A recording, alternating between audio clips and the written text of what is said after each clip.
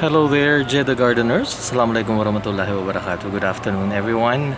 I just want to show you this very small garden. It's a minimalist garden that I started about a month ago. And as some of you may be aware, I am transitioning between jobs and I moved back to Jeddah from Riyadh. So again, I started doing gardening again. Now, here I just want to share with you some of the plants that I have in my garden. I have a couple of pots there with lemongrass. I use this for my three times a week tea. This is a beautiful eggplant or brinjal that is already flowering. It has one flower and one more bud way up there. It's on another pot, and in this pot I have a mixture of onions and sweet potatoes. I also have about a few I think I have a few turmeric there. So here's another pot with hibiscus. There's another pot for oregano. Here's another pot for onion. That's a pot for sweet potato and a couple of ipomea plants. That's a beetroot over there. Another beetroot, jade plant. I'm trying to grow a mango here. That's a jade plant. I'm growing. You can see those are seedlings of bitter melon or Karela. Also pumpkins and ladyfinger or okra. In this other pot, oh, these guys are suffering. These are tomato seedlings. They're under stress, so I have to do something about that. These are some taro that I got from the market and I'm trying to grow. Now this is another tray that has some Swiss chards,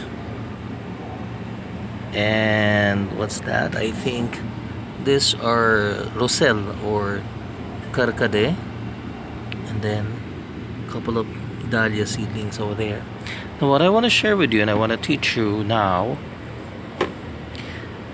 is I've got about 1, 2, 3, 4, 5 pots that are on sub-irrigated, or 6, one more at the end there. These 6 pots don't get to be watered every day. Those are the lemongrass, the brinjal, the hibiscus, the one onion, and an empty one there. We used to have a Malabar spinach that is on stress.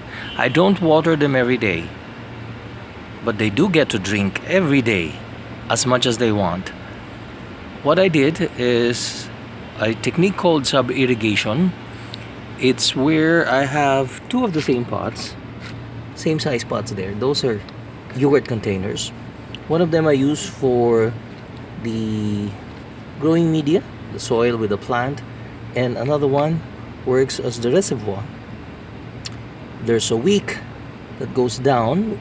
Wick is just a piece of string that sucks the water, that wicks the water up to the other pot upstairs or above it, and simply the roots get to drink as much as they want and as less as they want.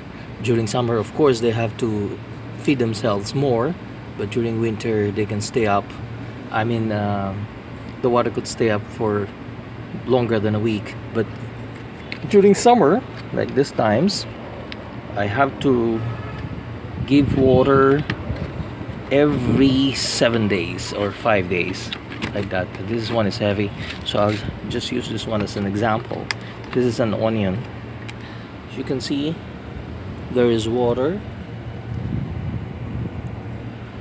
and that over there is a piece of string hanging. I have a hole on the top pot where the string is pushed through, and it's just it goes down to where the reservoir is, and just efficiently wicks the water up. So this is so good, especially here if you're gardening in Saudi Arabia, where it gets so hot during summer, and most people don't do gardening because they're afraid of underwatering or overwatering their plants. Now this technique makes sure that your plants drink the amount of water that they need every day to survive, for as long as you make sure that you don't let the reservoir dry out for too long. So you really have to know and to observe and to check regularly if there's still water on the reservoir, or or it's empty already. So you have to replenish water and pour some more water there. And by doing that, by checking on a regular basis, you can already sort of gauge how many days does it take for the growing plant to consume the water in the reservoir. There you have it. It's a very small garden. I told you I only have about six self-watering containers, 2, 4, 6, 2 big buckets that has to be watered every 2-3 days, and then some more smaller pots that has to be watered more regularly, more frequently. It means every day. And this sort of like growing chamber over here, I'm also using the wicking system. What I have done is I'm using this IKEA containers, so you can see I'm also using this vertical pot from IKEA. It has a wick, 1 hole and a small piece of string. So I just put water at here. There's water here.